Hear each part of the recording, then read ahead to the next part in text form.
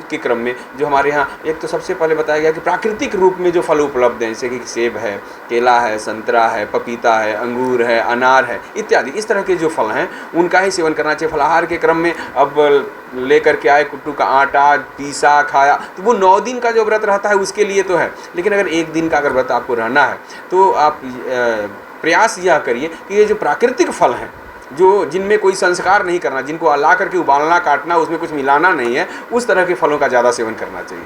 और अगर जो लोग 9 दिन के व्रती हैं उन लोगों के फलाहार के क्रम में 2 चीज़ें ज़्यादा भ्रांति है कि बाकी सब लोग चीज़ें तो लोग जानते हैं कि कुट्टू का आटा है, सिंघाड़े का आटा है, तिन्नी का चावल है, बकला का दाल है, एक दाल होती है, और आलू है, बंडा है, परवल है, ये सब लोग फलाहार के क्रम में लेते हैं। हल्दी और टमाटर को लेकर के खूब भ्रम की स्थितियाँ समाज में हैं।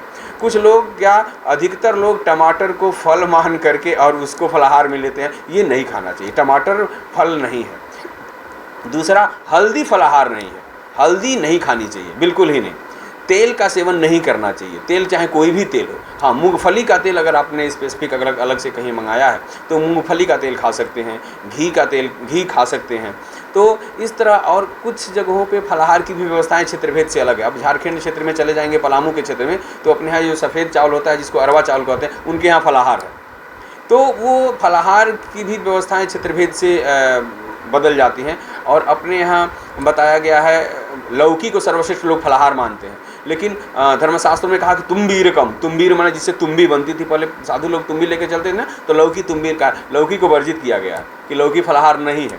तो इस तरह की बहुत सारी बातें हैं। तो अपने विवेक का ध्यान देते हुए, जो भी सबसे बड़ी बात यह है कि जो भी चीज़ें संदिग्ध हों उसे नहीं खाना है, ज़बरदस्ती 4 लोगों से पूछ के नहीं खाना। अरे विकल्प बहुत मौजूद है आपके पास। तो जहाँ संदेह हो रहा है, जिसमें संशय है, तो कोई मजबूरी में तो व्रत रह नहीं रहे हैं, श्रद्धापूर्वक व्रत रह रहे हैं, तो उन सभी चीज़ों को छोड़ दीजिए जहाँ थोड़ा सा भी आपको संदेह उत्पन्न हो रहा है। और बाकी जो निसंदेह है, जिसका हमारे ऋषि मुनियों ने पालन किया है, आदेश किया है, उस तरह के फलों को लेकर के और सात्विक मन से देवी का पूजन करते हुए देवी के प्रति अपने भक्तिभाव को समर्पित।